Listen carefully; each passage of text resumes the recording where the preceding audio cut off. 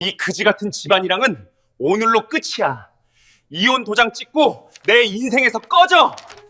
아버지의 영정사진 앞에서 남편 태식은 조문 대신 이혼 서류를 집어던졌습니다. 상복을 입은 저를 향해 그는 시어머니와 함께 세상에서 가장 추악한 비웃음을 흘렸죠. 10년간 시댁의 돈줄 노릇을 하던 저를 남편은 거머리라 취급하며 짓밟았습니다. 하지만 그들은 몰랐습니다. 이 초라한 장례식이 끝나는 순간 자신들이 감히 판단했던 인생의 주인이 완전히 바뀐다는 거래요.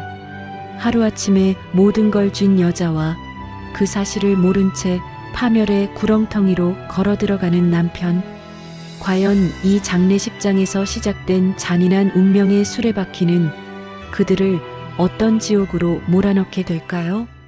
사연을 시작하기 전에 구독과 좋아요를 눌러주시고 어디에서 듣고 계신지 댓글로 남겨주세요. 여러분의 가정에 행운이 가득 깃들기를 바라겠습니다. 혜주는 7살 때 어머니를 잃었습니다. 그날 이후 친척 집을 떠돌며 눈칫밥을 먹고 자랐어요. 배가 고파도 밥을 더 달라는 말을 할 수 없었습니다. 혜주는 숟가락을 먼저 내려놓는 법을 배웠어요. 존재감 없이 사는 법, 그게 혜주가 제일 먼저 배운 생존 방식이었습니다. 대학은 장학금과 대출로 간신히 들어갔어요. 하지만 등록금은 혜주 혼자 감당해야 했습니다. 하루 3시간만 자며 편의점, 식당, 아르바이트를 전전했어요. 동기들이 축제를 즐길 때 혜주는 설거지를 했습니다. 대학 생활은 낭만이 아니었어요. 그저 탈출구였을 뿐이었죠. 졸업 후 증권사에 입사했습니다. 남성 중심 조직에서 살아남으려면 감정을 지워야 했어요. 혜주는 숫자로만 말했습니다. 수익률로만 증명했죠. 동료들은 혜주를 찔러도 피 한 방울 안 나오는 독종이라 불렀습니다. 혜주는 그 별명을 들었지만 내색하지 않았어요. 오히려 더 차갑게 굴었습니다. 그게 살아남는 방법이었으니까요. 그런 혜주를 유심히 지켜보는 사람이 있었습니다. 강태식 같은 팀 과장이었어요. 태식은 혜주보다 2살 위였고 사람들 사이에서 인기가 있었습니다. 말도 잘하고 웃음도 잘 띄우고 분위기도 잘 맞췄거든요. 태식은 혜주가 외롭다는 걸 정확히 간파했습니다. 어느 날 비가 왔어요. 혜주는 야근을 마치고 회사를 나섰습니다. 우산이 없었어요. 아침에는 날씨가 맑았거든요. 혜주는 처마 밑에서 빗줄기를 바라보며 서성였습니다. 이대리, 뒤에서 목소리가 들렸어요. 태식이었습니다. 태식은 우산을 펼치더니 자연스럽게 혜주 옆에 섰습니다. 구두가 물에 젖는 것도 신경 쓰지 않는 듯 보였어요. 우산을 혜주 쪽으로 살짝 기울이면서요. 집 가는 길 같은 방향인데 같이 가시죠. 혜주는 잠시 망설였습니다. 하지만 빗줄기는 점점 거세졌고 태식은 이미 걷기 시작했어요. 그날부터였습니다. 아침에 출근하면 혜주 책상 위에 따뜻한 커피가 놓여 있었어요. 지나가다 샀는데 하나 남아서요. 태식은 늘 가볍게 웃으며 말했습니다. 야근을 할 때면 태식이 간식을 사왔어요. 편의점에서 이벤트 하길래 혜주는 태식의 배려를 거절하지 않았습니다. 거절할 이유도 거절할 힘도 없었어요. 그저 고맙다는 인사만 짧게 건넸죠. 감사합니다. 별 말씀을요. 태식은 언제나 웃었습니다. 회식 자리에서도 태식은 혜주를 챙겼어요. 먼저 혜주 옆자리를 비워뒀습니다. 이대리, 여기 앉으세요. 여기가 제일 조용해요. 혜주가 술을 거절하면 태식이 대신 막아줬습니다. 이대리는 오늘 차 가져왔대요. 거짓말이었어요. 하지만 아무도 의심하지 않았습니다. 태식의 말이었으니까요.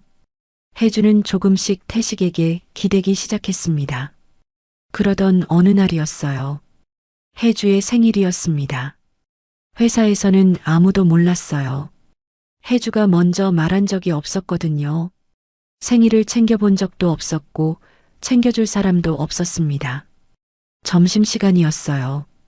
혜주가 자리에 앉아 있는데 태식이 도시락 하나를 건넸습니다. 이대리, 이거 좀 드세요. 이게 뭔데요? 집에서 반찬 싸왔는데 저 혼자 먹기엔 좀 많아서요. 혜주는 도시락을 열었습니다. 정갈하게 무친 나물이 담겨 있었어요. 시금치나물, 콩나물, 도라지 무침. 색깔도 예쁘게 배치돼 있었습니다. 직접 만드신 거예요? 태식이 머리를 극적이며 웃었어요. 반찬 가게에서 샀어요. 어머님 손맛 같다고 들었는데. 혜주의 손이 멈췄습니다. 어머님 손맛. 그 단어가 가슴에 박혔어요. 혜주는 고개를 숙이고 나물을 입에 넣었습니다. 짭짤하고 고소했어요. 정말 오래전 어머니가 해주던 맛 같았습니다. 맛있어요. 혜주의 목소리가 조금 떨렸습니다. 태식은 그 떨림을 놓치지 않았어요. 그럼 다행이네요. 태식은 잠시 망설이는 듯 하더니 조심스럽게 물었습니다. 이대리, 혹시 오늘... 네, 오늘 생일 아니에요? 혜주의 눈이 커졌습니다. 어떻게 알았을까요? 인사팀 명단에 우연히 봤어요. 축하해요. 태식은 작게 웃으며 말했습니다. 혜주는 대답하지 못했어요. 목이 메었거든요. 누군가 자신의 생일을 기억해 준다는 게, 축하해 준다는 게 너무 낯설었습니다. 고맙습니다. 겨우 그 말만 꺼냈어요. 그날 이후 혜주는 완전히 무너졌습니다. 태식이 말을 걸면 먼저 웃게 됐어요. 태식이 커피를 건네면 더 오래 고맙다는 말을 했습니다. 태식이 옆에 있으면 안심이 됐어요. 혜주는 처음으로 누군가에게 의지하는 법을 배웠습니다. 아니, 정확히 말하면 의지하고 싶어졌어요. 하지만 혜주는 몰랐습니다. 태식은 이미 혜주를 분석했다는 걸요. 외롭고 의지할 곳 없고 정에 굶주린 여자. 그리고 무엇보다 돈을 벌 줄 아는 여자. 태식은 혜주의 투자 감각을 일찍부터 눈여겨봤습니다. 수익률은 늘 안정적이었고 판단은 냉철했어요. 태식은 생각했습니다. 이 여자 평생 마르지 않을 돈줄이 되겠어. 태식의 모든 배려는 계산된 연기였습니다. 우산도 커피도 도시락도 태식은 혜주를 사랑한 게 아니었습니다. 투자한 것뿐이었어요.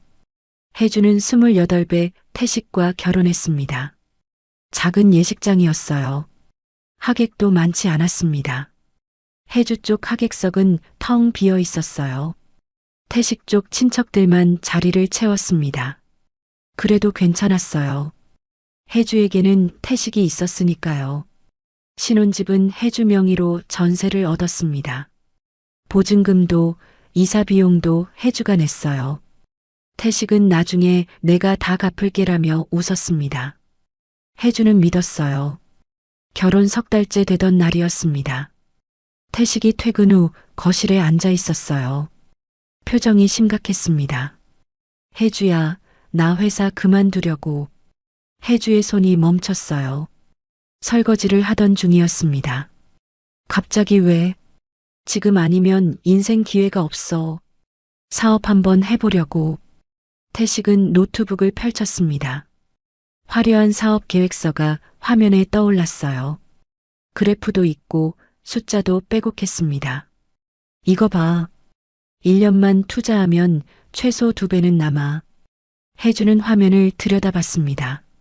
뭔가 불안했어요. 숫자가 너무 낙관적이었거든요. 그런데 증권사에서 평생 월급쟁이로 살 거야? 우리 이제 가정도 꾸렸는데. 태식의 목소리가 조금 날카로워졌습니다. 혜주는 입을 다물었어요. 초기 자금만 있으면 돼. 5천만 원 정도? 5천만 원? 혜주의 목소리가 떨렸습니다. 적은 돈이 아니었어요. 당신 통장에 있잖아. 그거면 충분해. 태식은 이미 결정한 듯 말했습니다. 혜주는 불안했어요. 하지만 거절할 수 없었습니다. 남편을 믿어야 한다고 생각했거든요. 알았어. 혜주는 고개를 끄덕였습니다. 태식은 그날로 사표를 냈어요. 석 달 후였습니다. 태식의 사업은 생각만큼 풀리지 않았어요. 거래처는 계약을 미뤘고 투자자는 나타나지 않았습니다. 사무실 월세와 직원 급여만 나갔죠. 조금만 기다리면 돼. 곧 대박 난다니까. 태식은 주변 사람들에게 큰 소리를 쳤습니다. 하지만 집에 돌아오면 인상을 찌푸렸어요. 혜주야, 통장 좀 봐도 돼? 어느 날 저녁 태식이 물었습니다. 왜? 자금이 좀 부족해서. 이번만 당신이 한 번 더 도와줘. 혜주는 통장을 건넸어요. 태식은 금액을 확인하더니 고개를 저었습니다. 이것밖에 없어? 이번 달 생활비 빼고는. 생활비는 나중에 주면 되잖아. 지금 당장 입금해야 하는 돈이 있다니까. 태식의 목소리가 높아졌습니다. 혜주는 조심스럽게 물었어요. 얼마나 필요한데? 3천만 원. 3천만 원? 혜주는 깜짝 놀랐습니다. 처음 준 돈도 아직 회수하지 못했는데요. 이번에 투자 들어오면 다 갚을 수 있어. 믿어줘. 태식은 혜주의 손을 잡았습니다. 혜주는 망설였어요. 하지만 태식의 눈을 보니 거절할 수가 없었습니다. 용도가 뭔데? 거래처 계약금이야. 이거 놓치면 끝이야. 그런데 이 금액이 부부 사이에 왜 이렇게 계산적이야? 태식의 표정이 차갑게 굳었습니다. 혜주는 할 말을 잃었어요. 계산적이라는 말이 가슴에 박혔습니다. 미안해. 결국 혜주는 돈을 내줬어요. 그게 시작이었습니다. 석 달에 한 번씩 태식은 혜주의 통장을 찾았어요. 용도는 늘 달랐습니다. 거래처 접대비, 사무실 보증금, 직원 급여, 자재 구입비. 혜주가 금액을 물으면 태식은 짜증을 냈어요. 왜 맨날 돈 얘기만 해? 사업이 그렇게 쉬운 줄 알아? 혜주가 투자 조언을 하면 태식은 코웃음을 쳤습니다. 당신은 증권사에서 남 돈이나 굴리잖아. 사업은 달라. 실패의 책임은 늘 혜주에게 돌아왔어요. 네가 돈을 아껴서 타이밍을 놓쳤어. 내가 더 일찍 말했을 때 줬으면 이미 성공했을 거야. 혜주는 변명하지 않았습니다. 그저 고개를 숙였어요. 결혼한 지 5년이 지났지만 태식의 사업은 여전히 적자였어요. 혜주의 통장 잔액은 바닥을 드러내기 시작했습니다. 혜주는 야근을 늘렸어요. 주말에도 출근했습니다. 보너스가 나오면 전부 태식에게 건넸죠. 고마워. 이번 달만 넘기면 돼. 태식은 그렇게 말했지만 다음 달에도 같은 말을 했습니다. 혜주는 점점 가정의 안전망이 되어갔어요. 태식은 어느 순간부터 우리 돈이라는 말을 하지 않았습니다. 대신 혜주 돈이라고 했어요. 혜주 돈으로 이번 달 월세 내야 하는데 혜주 카드로 일단 결제해놔. 혜주는 그 변화를 눈치챘습니다. 하지만 아무 말도 하지 않았어요. 남편이니까, 가족이니까, 힘들 때 도와야 한다고 생각했으니까요. 어느 날 밤이었습니다. 혜주는 통장 정리를 하다가 멈췄어요. 결혼 전 주식 투자로 모아뒀던 돈 10억이 1억으로 줄어 있었습니다. 혜주는 한참을 화면을 바라봤어요. 손이 떨렸습니다. 하지만 혜주는 태식에게 묻지 않았습니다. 물어봤자 똑같은 대답이 돌아올 게 뻔했거든요. 부부 사이에 왜 그래? 혜주는 노트북을 덮었어요. 그리고 다시 일어나 야근 준비를 했습니다. 더 벌면 되니까요. 태식을 믿으니까요. 혜주는 그렇게 스스로를 다독였습니다. 어느 날 시어머니 박옥자가 찾아왔습니다. 며느리 얼굴 좀 봐야지. 옥자는 현관문을 열자마자 집안을 훑었어요. 눈빛이 차가웠습니다. 생각보다 집이 좁네. 소파에 앉으며 옥자가 중얼거렸습니다. 혜주는 차를 내왔어요. 옥자는 한 모금 마시더니 잔을 탁 내려놓았습니다. 나는 너가 좀 부족해도 우리 태식이 내조 잘해줄 거라 생각하고 결혼 승낙한 거다 알지? 옥자의 눈빛이 달라졌어요. 태식이가 지금 사업 시작하느라 힘들잖아. 네가 좀 도와줘야지. 네, 그러고 있습니다. 그리고 시부모 생활비는 당연히 주는 거고. 옥자는 선언하듯 말했어요. 네. 며느리가 시부모 생활비 주는 거 당연한 거 아니야? 내가 우리 아들을 어떻게 키웠는데. 요즘 세상이 각박해도 그건 기본이지. 혜주는 입술을 깨물었어요. 매달 300씩 보내. 알았지? 300만 원이요? 왜? 많아? 너랑 태식이 둘 다 잘 버는데 300이 많아? 옥자의 목소리가 날카로워졌습니다. 혜주는 고개를 숙였어요. 알겠습니다. 그날 이후 옥자는 자주 찾아왔습니다. 한 번은 백화점으로 혜주를 불러냈습니다. 이거 봐. 친구들이 다 이런 거 들고 다녀. 명품 가방이었습니다. 이거 사줘.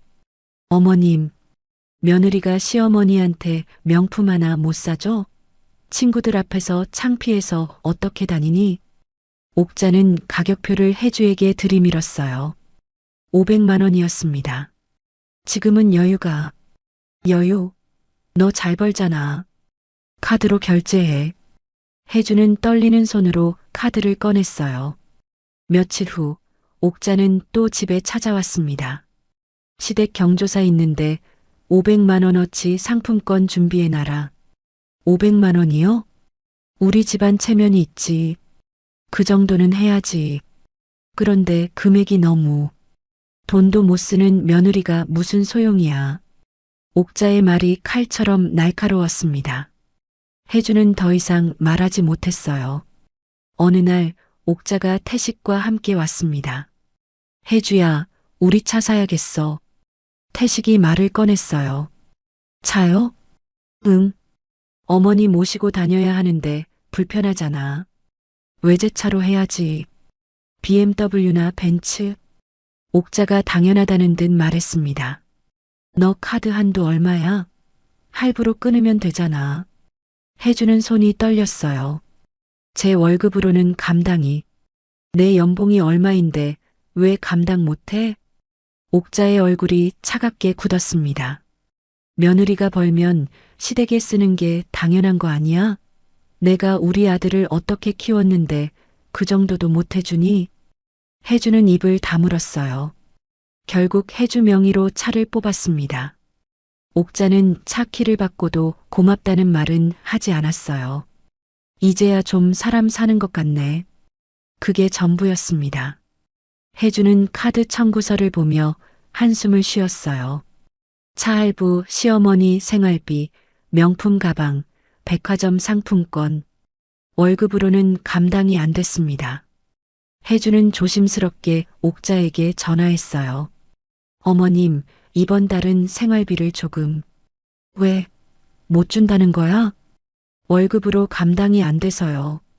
그럼 일을 더 하든가. 야근 수당도 있잖아. 옥자는 전화를 끊어버렸습니다.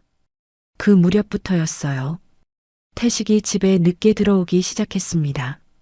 오늘도 야근이야? 거래처 미팅. 11시까지? 사업이 원래 그래. 태식은 대충 대답하고 샤워를 하러 갔어요. 어느 날 밤 태식이 샤워를 하는 사이 휴대폰에서 알림음이 울렸습니다. 오빠, 오늘 재미있었어요. 다음에 또 만나요. 혜주의 심장이 멎는 것 같았어요. 제시카? 처음 듣는 이름이었습니다. 남의 폰을 왜 몰래 봐? 태식이 샤워실에서 나왔어요. 제시카가 누구야? 사업 파트너. 사업 파트너? 새로운 투자자 소개해준 사람이야. 왜? 태식은 휴대폰을 빼앗듯 가져갔습니다. 남의 폰 함부로 보는 거 아니야. 혜주는 입술을 깨물었어요. 그날부터 태식은 휴대폰을 볼 때마다 화면을 가렸습니다. 전화가 오면 베란다로 나갔어요. 주말에도 미팅이 잦아졌습니다. 또 나가? 중요한 거래처야. 주말에도? 사업이 주말 가리나? 태식은 향수를 뿌리고 나갔어요. 냄새가 진했습니다. 혜주는 창문 너머 태식의 뒷모습을 바라봤어요.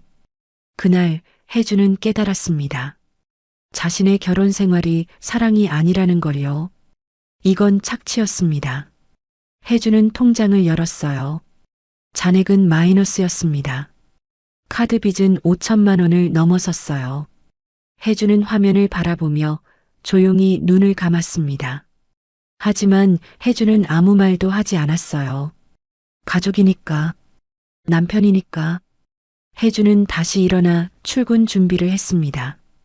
요즘 태식의 외출이 잦아졌습니다. 오늘도 거래처 미팅이야. 태식은 거울 앞에서 넥타이를 매며 말했어요. 평소보다 신경 쓴 차림이었습니다. 저녁 먹고 오는 거야? 응. 늦을 것 같아. 태식은 향수를 뿌렸어요. 냄새가 진했습니다. 혜주는 그 모습을 지켜봤어요. 뭔가 이상했지만 말하지 않았습니다. 그날 저녁 혜주는 회사 동료와 식사 약속이 있었어요. 강남역 근처 이탈리안 레스토랑이었습니다. 동료보다 조금 일찍 도착한 혜주는 자리를 잡고 앉았어요. 그때였습니다. 입구 쪽에서 익숙한 웃음소리가 들렸어요. 혜주는 고개를 들었습니다. 태식이었어요. 그런데 혼자가 아니었습니다. 젊은 여자와 함께였어요. 여자는 화려했습니다. 샤넬 트위드 재킷에 에르메스 가방, 빨간 밑창의 하이힐, 긴 생머리를 넘기며 웃고 있었어요. 태식은 여자의 의자를 빼주며 앉혔습니다.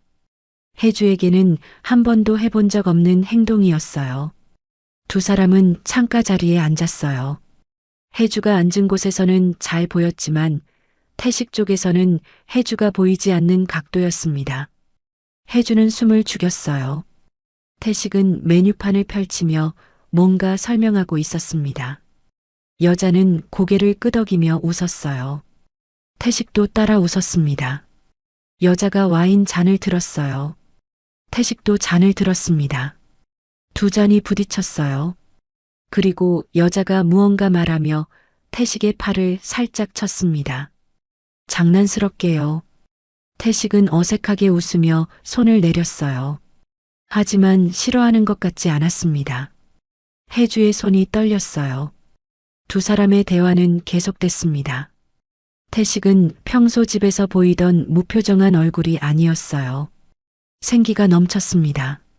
여자가 휴대폰을 꺼내 뭔가 보여줬어요. 태식은 몸을 앞으로 기울이며 화면을 들여다봤습니다. 두 사람의 얼굴이 가까워졌어요. 혜주는 자리에서 일어날 수 없었습니다. 다리가 굳어버렸거든요. 혜주야. 등 뒤에서 동료의 목소리가 들렸어요. 혜주는 황급히 고개를 돌렸습니다. 왜 그래? 안색이 안 좋은데. 아니, 괜찮아. 혜주는 가까스로 대답했어요. 다시 태식 쪽을 봤을 때 두 사람은 여전히 대화 중이었습니다. 혜주는 그날 저녁 내내 제대로 식사를 하지 못했어요. 집에 돌아온 건 10시였습니다. 태식은 이미 와 있었어요. 소파에 앉아 TV를 보고 있었습니다. 왔어? 태식은 시선도 돌리지 않고 말했어요. 혜주는 가방을 내려놓았습니다. 심장이 뛰었어요. 여보, 왜? 오늘 누구 만났어? 태식의 손이 잠깐 멈췄습니다. 리모컨을 쥔 손이었어요. 거래처? 거래처? 응. 왜? 태식은 여전히 TV를 보고 있었습니다. 혜주는 조심스럽게 물었어요. 여자야? 태식이 고개를 돌렸어요. 표정이 굳어 있었습니다. 왜 그래 갑자기? 그냥 궁금해서. 사업 파트너야. 제시카리. 태식은 짧게 대답했어요. 사업 파트너? 응. 투자 쪽 전문가야. 해외에서 일했대. 태식은 다시 TV를 봤습니다. 혜주는 더 묻지 못했어요. 목이 막혔거든요. 왜 의심하는 거야? 태식의 목소리가 차갑게 식었습니다. 아니, 사업 얘기하는데 남자 여자가 어디 있어? 혜주는 입을 다물었어요. 그날 밤 혜주는 잠을 이루지 못했습니다. 다음 날부터 태식은 제시카 얘기를 자주 꺼냈어요. 제시카가 좋은 투자처 알려줬어. 제시카 말로는 이번 달이 기회래. 제시카가 해외 쪽 정보가 많아. 혜주는 그 이름을 들을 때마다 가슴이 답답했습니다. 일주일 후 태식이 말했어요. 혜주야, 투자 하나 할까 해. 무슨 투자? 제시카가 소개해준 펀드야. 수익률 좋대. 혜주는 불안했어요. 얼마? 일단 5천만 원만. 5천만 원? 제시카가 소액으로 먼저 시작해보래. 효과 보면 더 넣고. 태식은 이미 결정한 듯 말했습니다. 구체적인 내용은 해외 부동산 펀드야. 제시카가 직접 관리한대. 혜주는 눈살을 찌푸렸어요. 그 사람 믿을 수 있어? 왜? 여자라서 못 믿겠어? 태식의 목소리가 날카로워졌습니다. 그게 아니라 제시카는 실력자야. 나보다 경력도 좋고. 혜주는 더 이상 말하지 않았어요. 태식은 다음날 5천만 원을 제시카에게 보냈습니다. 2주일 후였어요. 혜주야, 봐봐. 태식이 신이 나서 들어왔습니다.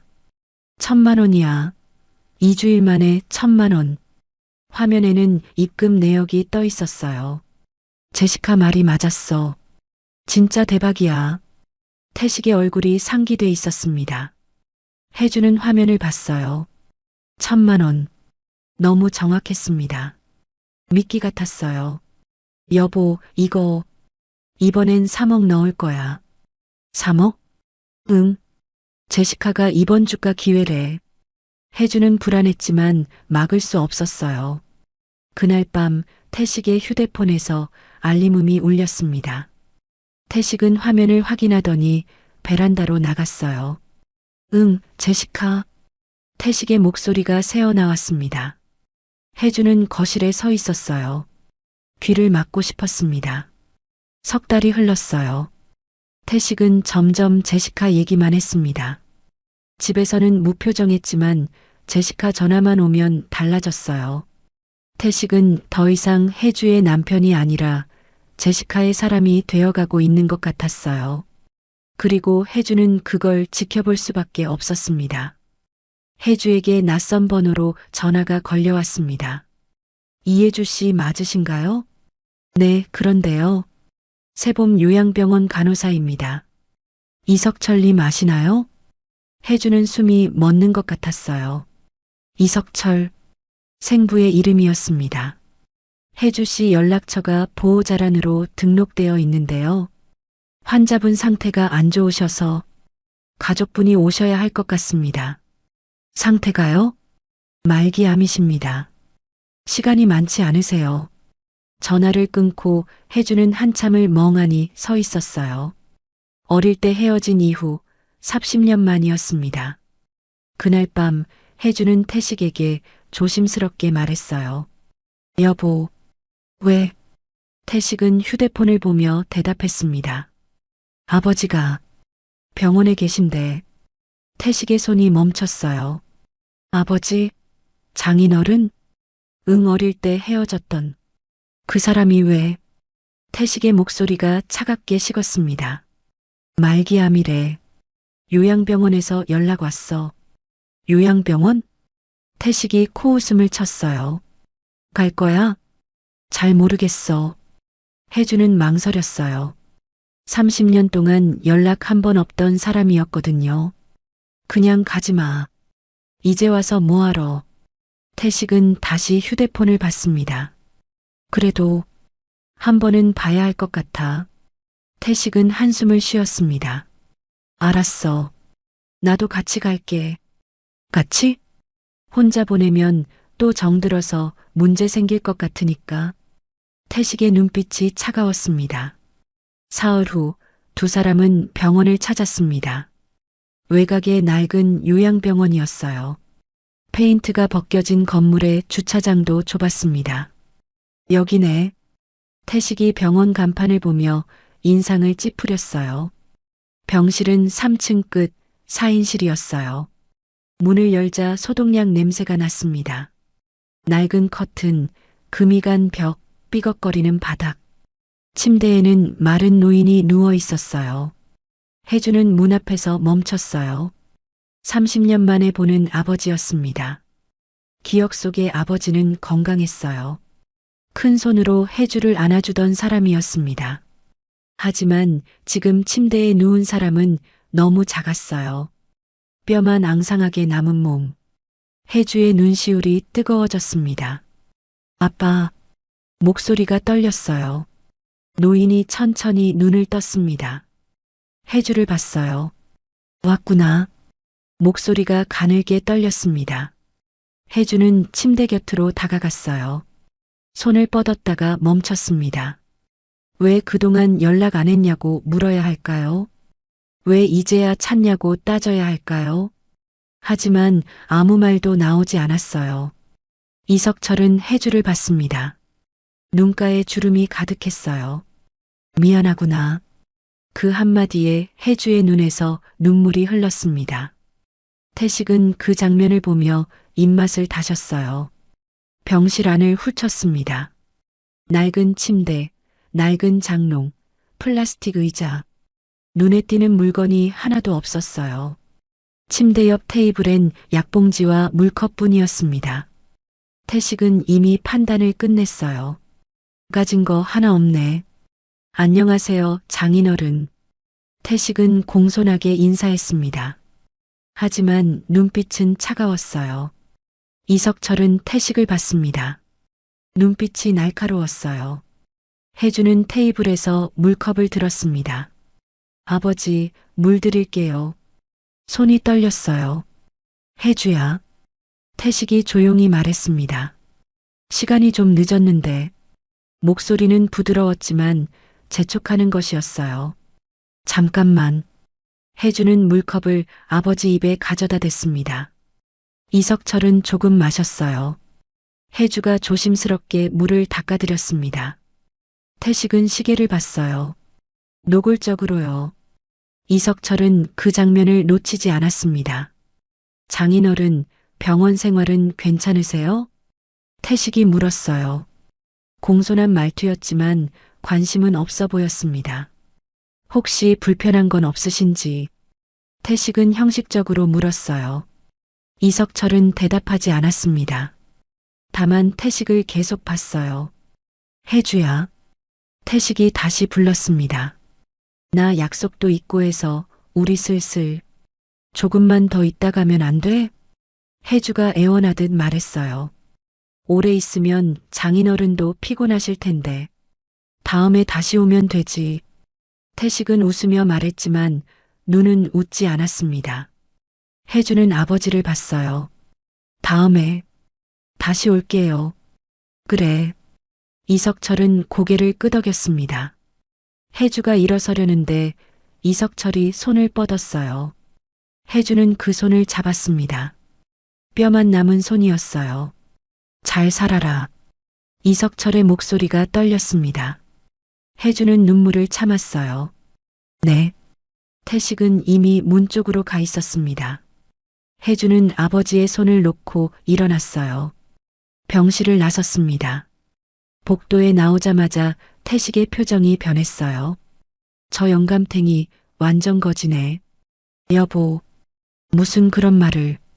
요양병원비도 기초수급으로 되는 것 같은데. 가진 거 하나도 없어. 태식은 짜증스럽게 말했습니다. 그래도 아버지인데.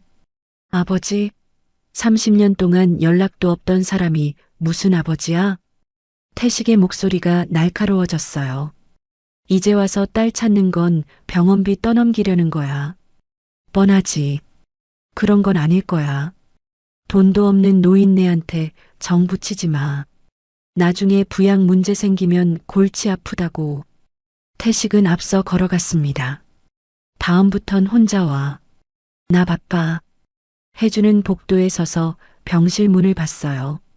문틈으로 아버지의 모습이 보였습니다. 여전히 침대에 누워 천장을 보고 계셨어요. 혜주는 눈물을 삼켰습니다. 주차장으로 가는 내내 태식은 불평을 늘어놓았어요. 괜히 왔어. 시간 낭비했어. 병실에 혼자 남은 이석철은 천천히 고개를 돌렸습니다. 창밖을 봤어요. 주차장에서 태식이 혜주에게 뭐라 말하는 모습이 보였습니다. 혜주는 고개를 숙인 채 걷고 있었어요. 이석철은 조용히 눈을 감았습니다. 그는 오늘 사위를 똑똑히 봤어요. 병실에서는 공손한 척했지만 눈빛은 차가웠습니다. 재촉하고 시계 보고 빨리 나가려 했어요. 그리고 복도에서 들린 목소리. 시간 낭비. 돈도 없는 거지. 이석철은 확신했습니다. 저 남자는 딸을 지킬 사람이 아니라는 걸요. 이석철은 천천히 손을 움직여 베개 밑에서 휴대폰을 꺼냈습니다. 화면을 켜고 번호를 눌렀어요. 나야. 목소리가 낮게 가라앉았습니다. 오늘 사위 봤어. 확인했어. 잠시 상대방의 말을 듣더니 이석철이 말했어요. 시작해. 전부 다. 통화를 끊고 이석철은 창밖을 봤습니다. 표정이 굳어 있었어요. 병실에서의 40분. 그 시간이 훗날 모든 것을 바꿀 판결의 시작이었습니다. 그로부터 2주 후 이석철이 숨을 거뒀다는 연락을 받은 건 새벽 4시였습니다. 혜주는 급히 병원으로 달려갔지만 이미 늦었어요. 아버지는 조용히 눈을 감고 계셨습니다. 혜주는 병실 밖 복도에 주저앉았어요. 한동안 움직이지 못했습니다. 그리웠다는 말, 사랑한다는 말, 아무것도 하지 못했어요.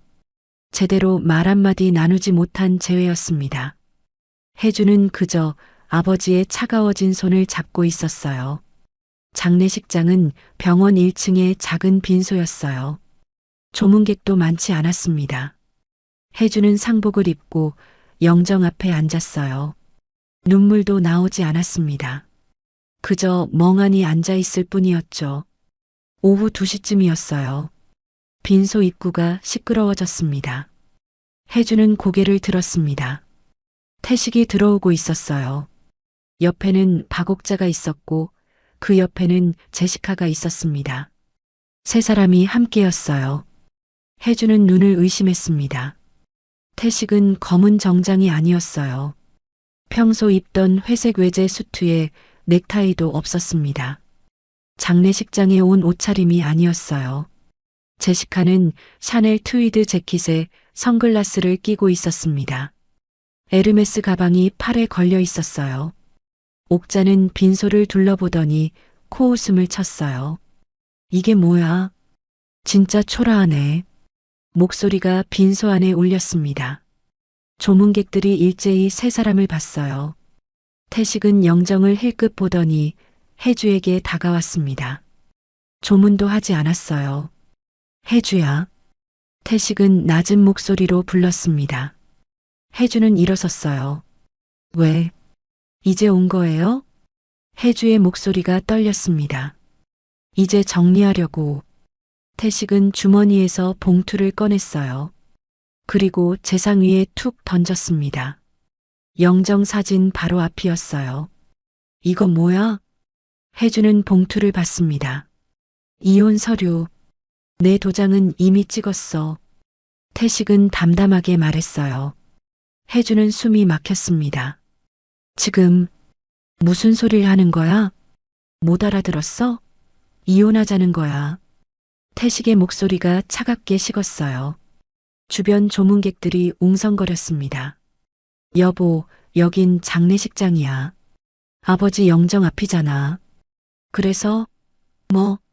여기서 얘기하면 안 돼? 태식은 아무렇지도 않았어요. 오히려 좋잖아. 한 번에 정리하는 거지. 혜주의 손이 떨렸습니다. 옥자가 끼어들었어요. 그래, 이제 우리 아들 옆에서 사라져줘. 처음부터 너랑은 어울리지 않았어. 옥자는 차갑게 말하며 빈소를 둘러봤습니다. 돈도 없는 거지 집안이라고 광고하니? 장례식장이나 제대로 된 데 쓰지. 조문객 중 한 명이 일어났어요. 너무 하시는 거 아닙니까? 뭐가요? 옥자가 돌아봤습니다. 여긴 고인 앞입니다. 고인? 우리랑 상관없는 사람인데요. 옥자는 비웃었어요. 태식이 영정 사진을 내려다보며 차갑게 말했습니다. 사람 인생 참 허무하네. 이렇게 초라하게 끝나고. 혜주의 얼굴이 창백해졌어요. 그만해. 뭘? 사실이잖아. 태식은 혜주를 봤습니다. 당신도 사실을 후회하지. 돈 한 푼 없는 아버지 다시 만난 거. 그게 무슨 그지 같은 요양병원에 있다가 죽었잖아. 너한테 남긴 것도 없고 빈이나 안 남겼음 다행이지. 태식의 목소리가 날카로워졌어요. 혜주는 입술을 깨물었습니다. 그만하라고요. 이럴 거면 여긴 왜 온 거야? 너랑 끝내려고. 이혼하자고. 태식은 단호하게 말했어요. 당신 이제 나한테 쓸모없어. 혜주의 눈이 커졌습니다. 뭐라고? 못 들었어? 쓸모없다고. 태식은 비웃었어요. 당신 이제 돈도 없잖아.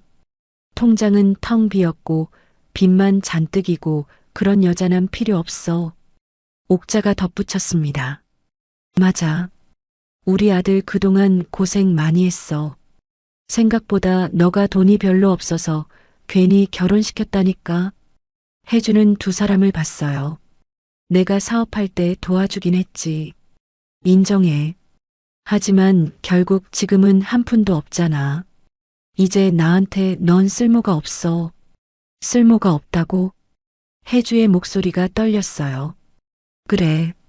그러니까 거머리처럼 내 인생에 붙어 있지 말고 이제 좀 꺼져줘. 태식은 차갑게 말했습니다. 혜주는 그 자리에 얼어붙었습니다. 거머리, 꺼져. 그 단어들이 가슴에 박혔어요. 구질구질하게 매달리지 말고 쿨하게 이혼하자. 태식은 제시카를 봤습니다. 제시카는 태식의 팔을 끼었어요. 조문객들이 보는 앞에서요. 옥자가 제시카를 봤습니다. 제시카 씨가 훨씬 낫지. 집안도 좋고 돈도 잘 벌고 능력도 있고. 감사합니다, 어머님. 제시카는 웃으며 대답했어요. 혜주는 세 사람을 봤습니다. 그제야 깨달았어요. 나는 가족이 아니었구나. 혜주의 가슴이 무너져 내렸습니다. 나는 그저 돈줄이었어. 혜주는 손이 떨렸습니다. 가족이라고 믿었어요. 평생을 함께할 남편이라고 믿었습니다. 하지만 그들에게 해주는 사람이 아니었습니다. 그저 돈을 내는 기계였을 뿐이에요. 서류 처리되면 다시는 볼 일 없을 거야. 태식이 마지막으로 말했습니다. 가자. 태식은 제시카와 함께 돌아섰어요. 옥자도 따라갔습니다. 제시카는 웃으며 태식의 팔에 더 바짝 붙었습니다. 세 사람은 빈소를 나갔어요. 빈소에는 혜주만 남았습니다. 조문객들은 감히 위로의 말도 건네지 못했어요. 혜주는 재상 위에 놓인 봉투를 봤습니다. 이혼 서류. 아버지 영정 사진 바로 앞이었어요. 혜주는 천천히 봉투를 집었습니다. 손이 떨렸어요. 가슴이 무너져 내렸습니다. 10년. 10년을 함께 산 사람이었어요. 사랑한다고 믿었습니다. 가족이라고 믿었어요. 하지만 그들에게 혜주는 그저 돈줄이었습니다. 쓸모 있을 때만 필요한 존재. 돈이 떨어지면 버려지는 존재. 혜주는 영정 사진을 봤어요. 아버지가 웃고 계셨습니다. 아빠. 혜주는 무릎을 꿇었습니다. 눈물이 멈추지 않았어요. 하지만 혜주는 곧 눈물을 닦았습니다. 천천히 일어섰어요. 얼굴에서 감정이 사라졌습니다. 완전히 식었어요. 혜주는 이혼 서류를 받습니다. 그리고 조용히 접었어요. 이제 끝이구나. 혜주는 깨달았습니다. 자신에게 더 이상 돌아갈 이유가 없다는 걸요. 아니, 돌아가선 안 된다는 걸요. 2시간이 흘렀습니다. 혜주는 빈소안 공기가 답답했어요. 숨이 막혔습니다. 자리에서 일어났어요. 밖으로 나가기로 했습니다. 복도를 지나 장례식장 밖으로 나왔어요. 공기가 더 차갑게 느껴졌습니다. 혜주는 건물 앞 계단에 앉았어요. 그때였습니다. 입구 쪽에서 검은색 차들이 들어오고 있었어요. 한 대가 아니었습니다. 2대, 3대, 4대. 줄지어 들어왔어요. 모두 같은 차종이었습니다. 벤츠 S클래스? 혜주는 일어섰어요. 차들은 계속 들어왔습니다. 10대, 20대, 30대가 넘는 차들이 주차장을 가득 채웠어요. 혜주는 눈을 의심했습니다. 차 문이 열렸어요. 검은 정장을 입은 사람들이 내렸습니다. 남자들, 여자들, 모두 단정한 차림이었어요. 그들은 일제히 장례식장 입구 쪽으로 걸어왔습니다. 그리고 입구 양쪽에 줄지어 섰어요. 마치 의식처럼요. 혜주는 그 광경을 멍하니 봤습니다. 트럭이 들어왔어요. 짐칸에서 화환이 내려졌습니다. 고급 화환이었어요. 크고 화려했습니다. 한 개가 아니었어요. 10개, 20개. 직원들이 화환을 들고 입구에 세우기 시작했습니다. 삼가 고인의 명복을 빕니다. 로열시티 호텔 임직원 1동. 영면하소서. 한국호텔업협회. 고 이석철 회장님의 뜻을 기리며. 서울시 호텔조합. 혜주는 화환의 문구를 봤어요. 손이 떨렸습니다. 회장님? 초라한 빈소 입구가 순식간에 고급 화환으로 가득 찼습니다. 검은 정장의 사람들은 여전히 줄지어 서 있었어요. 고개를 숙인 채였습니다. 저기요. 혜주가 가까이 있던 직원에게 말을 걸었어요. 지금 뭐 하시는 거예요? 직원은 혜주를 봤습니다. 그리고 깊이 고개를 숙였어요. 회장님 조문 왔습니다. 회장님이요? 네. 이석철 회장님. 혜주는 숨이 막혔습니다. 그때 한 남자가 다가왔어요. 50대쯤 되어 보이는 중년 남자였습니다. 깔끔한 정장 차림이었어요. 이혜주 씨 맞으십니까? 네. 그런데요. 김동현 변호사입니다. 고 이석철 회장님의 법률 대리인입니다. 남자는 명함을 건넸어요. 혜주는 명함을 받았습니다. 손이 떨렸어요. 회장님이라고 하셨나요? 네. 변호사는 조용히 말했어요. 고인께서는 로열시티 호텔 체인의 창업주이자 회장이셨습니다. 혜주는 그 자리에 얼어붙었습니다. 로열시티? 전국 50여 개 지점을 운영하는 특급 호텔입니다. 변호사는 차분히 설명했어요. 혜주는 주변을 봤습니다. 30대가 넘는 벤츠, 줄지어 선 직원들, 화환으로 가득 찬 입구. 이게 무슨 회장님께서 돌아가셨다는 소식에 임직원들이 조문 왔습니다. 변호사가 말했어요. 혜주는 다리가 풀리는 것 같았어요. 하지만 아버지는 요양병원에. 변호사는 조용히 말했습니다.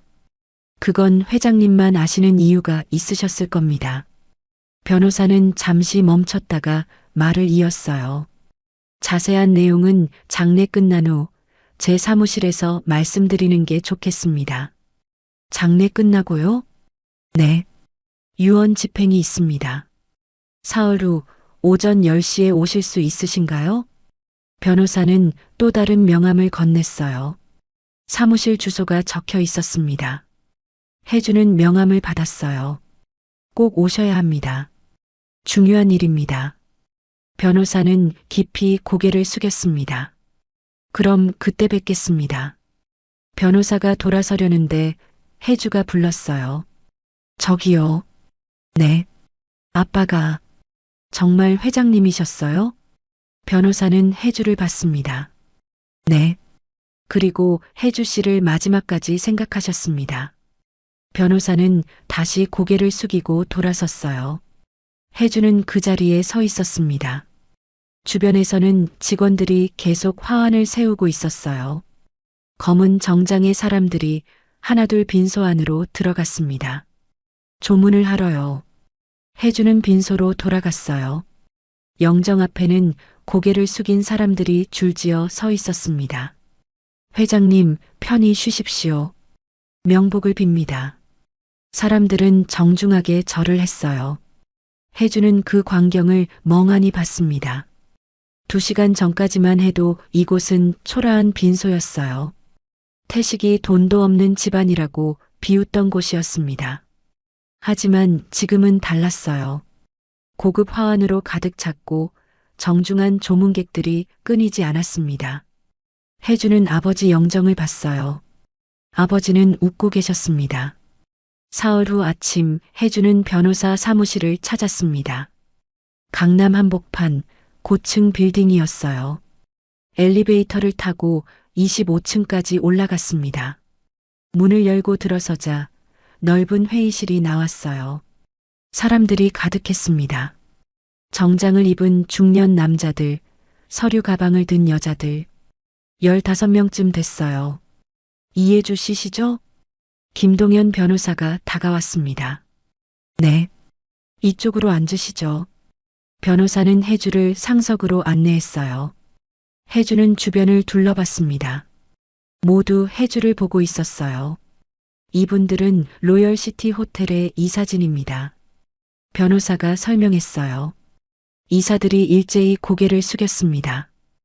혜주는 숨이 막혔어요. 변호사는 자리에 앉았습니다. 그리고 서류를 꺼냈어요. 먼저 회장님께서 남기신 기록을 보여드리겠습니다. 변호사는 두꺼운 파일을 펼쳤어요.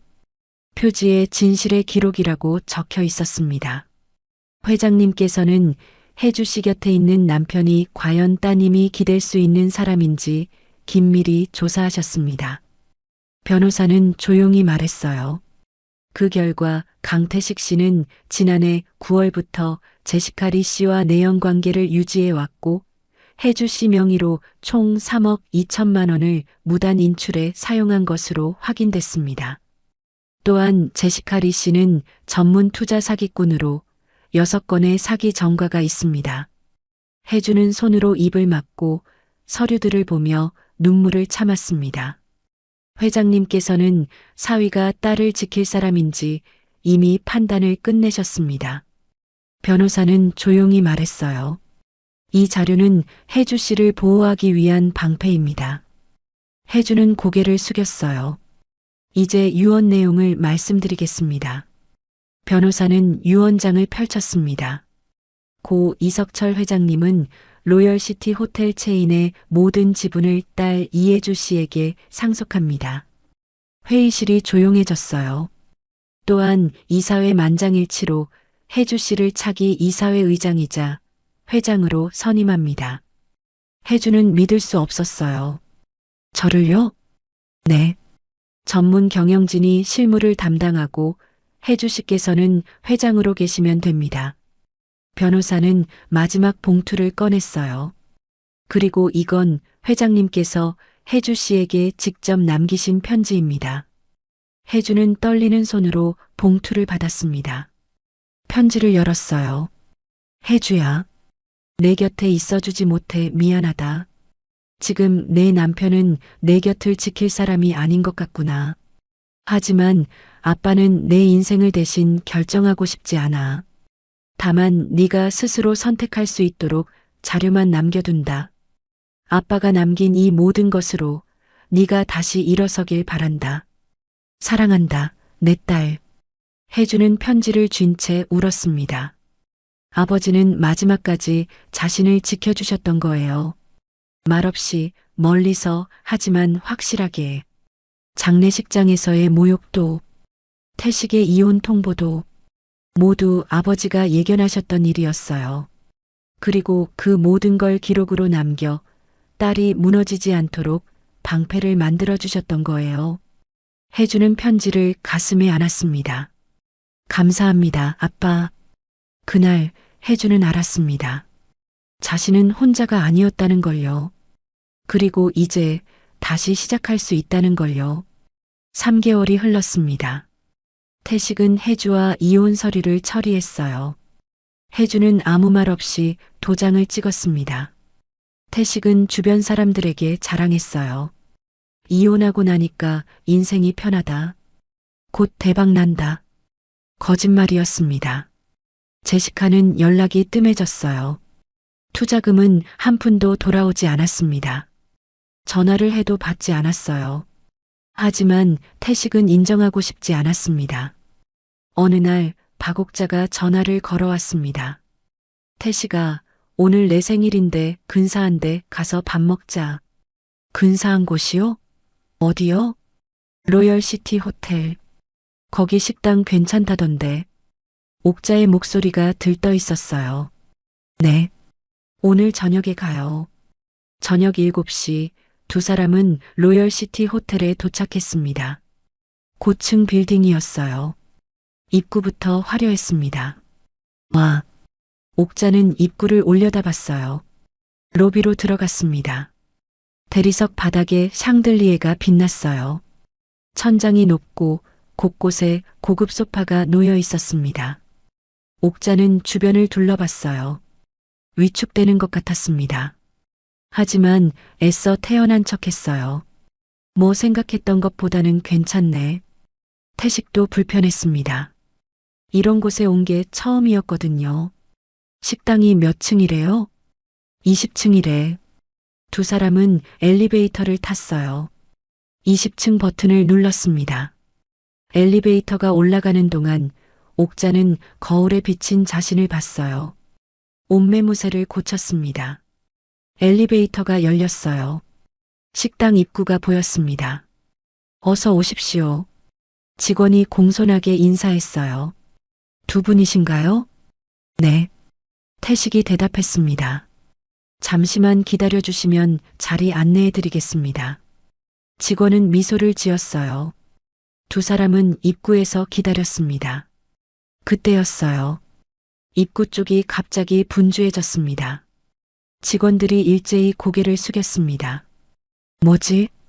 옥자가 중얼거렸어요. 복도 한쪽에서 사람들이 줄지어 섰습니다. 정장을 입은 남자들, 여자들 모두 허리를 숙이고 있었어요. 그 중심에서 누군가 걸어 나왔습니다. 여자였어요. 진한 네이비 정장을 입고 있었습니다. 머리는 단정하게 묶여 있었어요. 태식은 그 뒷모습을 봤습니다. 익숙한 것 같았어요. 여자는 임원들과 짧게 인사를 나눴습니다. 이번 달 실적 보고서는 내일 오전까지 부탁드립니다. 여자의 목소리가 들렸어요. 태식은 굳었습니다. 그 목소리. 네, 회장님. 임원 중 한 명이 대답했어요. 회장님. 태식의 심장이 뛰었습니다. 여자가 몸을 돌렸어요. 해주였습니다. 태식은 숨이 멎는 것 같았어요. 해주는 자연스럽게 걸어갔습니다.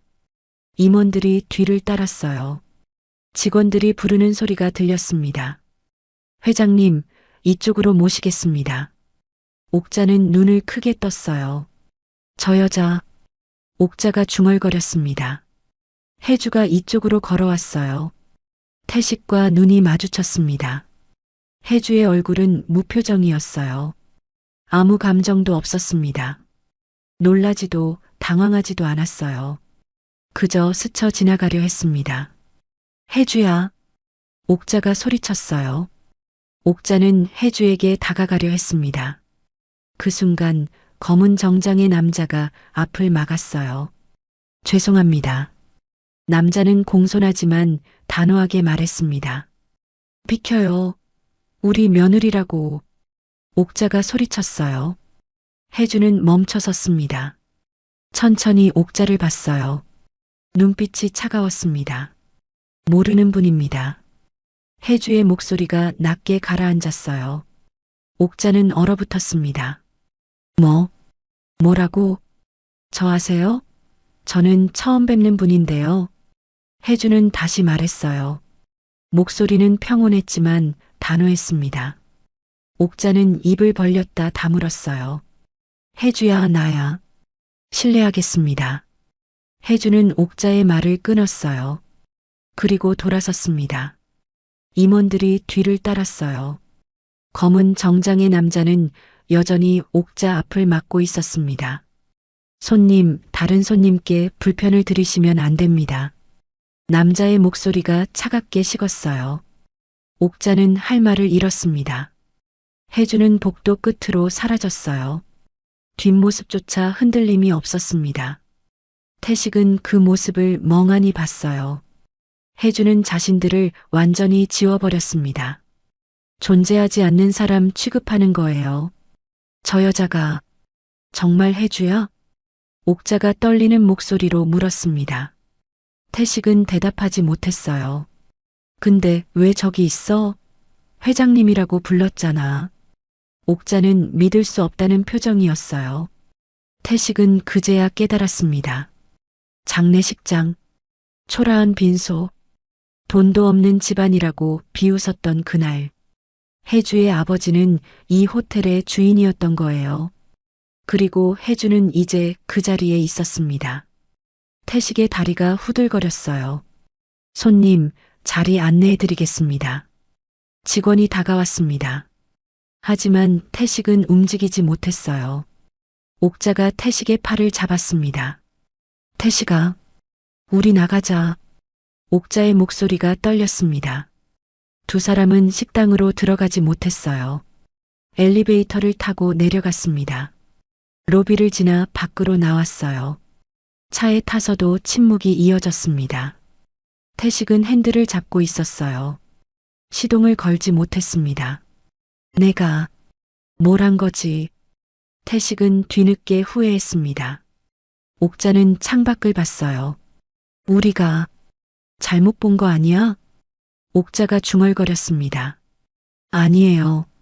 태식은 작게 대답했어요. 그럼 혜주가 정말 이 호텔 주인이야? 그런 것 같아요. 태식의 목소리가 떨렸습니다. 두 사람은 한동안 아무 말도 하지 않았어요. 태식은 그제야 깨달았습니다. 장례식장에서 던진 이혼 서류가 자신 인생의 마지막 안전줄이었다는 거리요. 그 줄을 스스로 끊어버렸습니다. 우리 어떻게? 옥자가 떨리는 목소리로 말했어요. 태식은 대답하지 못했습니다. 그날 태식은 모든 걸 잃었다는 걸 깨달았습니다. 그날 이후 태식의 삶은 빠르게 무너지기 시작했습니다. 제시카에게 전화를 걸었어요. 연결음만 울렸습니다. 받지 않았어요. 문자를 보냈습니다. 제시카, 연락 좀 해줘. 읽음 표시도 뜨지 않았어요. 일주일이 지났습니다. 제시카에게서 전화가 왔어요. 오빠, 제시카, 왜 연락 안 했어? 미안해요. 바빴어요. 제시카의 목소리가 차갑게 식어 있었습니다. 그런데 오빠, 이번이 마지막 고비예요. 뭐가? 투자건이요. 지금 추가로 넣지 않으면 다 날려요. 태식은 손이 떨렸어요. 얼마? 2억이요. 이번 주까지예요. 태식은 망설였습니다. 지금 여유가. 그럼 지금까지 넣은 돈 다 포기하실 거예요? 제시카의 목소리가 날카로워졌어요. 이미 5억 넘게 넣었잖아요. 여기서 포기하면 그게 다 날아가요. 태식은 눈을 감았습니다. 알았어. 마련해 볼게. 전화를 끊고 태식은 통장을 확인했어요. 남은 돈이 없었습니다. 태식은 대출을 알아봤어요. 신용대출 한도가 3천만 원 남아 있었습니다. 대출을 받았어요. 하지만 부족했습니다. 태식은 옥자에게 전화했어요. 어머니, 돈 좀 빌려주세요. 얼마? 1억 7천 정도? 옥자는 한숨을 쉬었습니다. 어디 쓰려고? 마지막이에요. 이번만 넘기면 돼요. 옥자는 망설이다가 말했어요. 아파트 보증금밖에 없어. 그거라도 좀. 그럼 우리 어디 살아? 곧 갚을게요. 제시카가 수익금 준다고 했어요. 일단 월세로 돌리세요. 옥자는 잠시 침묵했습니다. 알았어. 준비해 볼게. 3일 후 태식은 2억을 제시카에게 보냈어요. 잘 받았어요, 오빠. 일주일만 기다리세요. 제시카가 문자를 보냈습니다. 일주일이 지났습니다. 제시카에게 전화했어요. 받지 않았습니다. 2주일이 지났어요. 여전히 연락이 없었습니다. 그날 저녁 뉴스가 나왔습니다. 투자 사기 조직 적발. 피해액 100억 원대. 화면에 제시카의 얼굴이 나왔어요. 태식은 리모컨을 떨어뜨렸습니다. 제시카 리로 알려진 김모 씨는 해외 금융 경력을 위조하고 태식은 화면을 멍하니 봤어요. 사기꾼이었습니다. 처음부터 끝까지 거짓말이었어요. 다음 날 경찰서에서 연락이 왔습니다. 강태식 씨 출석 요구합니다. 사기 방조 및 횡령 혐의입니다. 제가 피해자예요. 명의와 계좌가 사기 자금 흐름에 사용됐습니다. 조사 받으셔야 합니다. 태식은 주저앉았어요. 모든 게 무너졌습니다. 태식은 혜주에게 전화를 걸었어요. 받지 않았습니다. 다시 걸었어요. 여전히 받지 않았습니다. 문자를 보냈습니다. 혜주야, 나야. 제발 전화 좀 받아줘. 읽음 표시도 뜨지 않았어요. 10통을 넘게 전화했지만 한 번도 받지 않았습니다. 태식은 그날 오후 로열시티 호텔을 찾았습니다. 로비로 들어갔어요. 안내 데스크 앞으로 다가갔습니다. 이혜주 회장님 만나러 왔는데요. 직원이 두 사람을 봤어요. 약속하신 건가요? 아니요. 급한 일이에요. 죄송합니다. 약속 없이는 뵐 수 없습니다. 제발이요. 가족이에요. 태식이 말했습니다. 직원은 잠시 전화를 걸었어요. 네, 알겠습니다. 전화를 끊고 직원이 말했습니다. 회장님께서 모르는 분이라고 하셨습니다. 태식은 얼어붙었어요. 뭐라고요? 더 이상은 곤란합니다. 나가주시겠습니까? 경비가 다가왔습니다. 혜주야. 태식이 소리쳤어요. 이혜주. 나야. 로비에 있던 사람들이 돌아봤습니다. 경비 2명이 태식을 막았어요. 손님, 조용히 해주시겠습니까? 혜주야. 제발. 태식은 발버둥 쳤지만 소용없었습니다. 태식은 로비 밖으로 끌려나갔어요. 얼마 후 고층 엘리베이터가 내려왔습니다. 혜주가 나왔어요. 직원들과 대화하며 걸어가는 모습이 보였습니다. 태식과 단 10m도 떨어지지 않은 거리였어요. 하지만 혜주는 이쪽을 보지 않았습니다. 마치 존재하지 않는 사람처럼요. 태식은 주저앉았어요. 완전히 끝났습니다. 그 무렵 혜주는 조용히 움직이고 있었습니다. 생부가 남긴 기록, 태식의 자금 흐름, 제시카와의 거래 내역, 명예 도용 증거. 혜주는 그 자료를 정리해 수사기관에 제출했어요. 필요한 것만 정확하게요. 한 달 후 태식은 사기 방조 및 횡령 혐의로 기소됐습니다. 옥자는 아파트를 잃었어요. 보증금을 태식에게 줬고 그 돈은 모두 사라졌습니다. 옥자는 친척 집을 전전하게 됐어요. 좀 재워줘. 며칠만.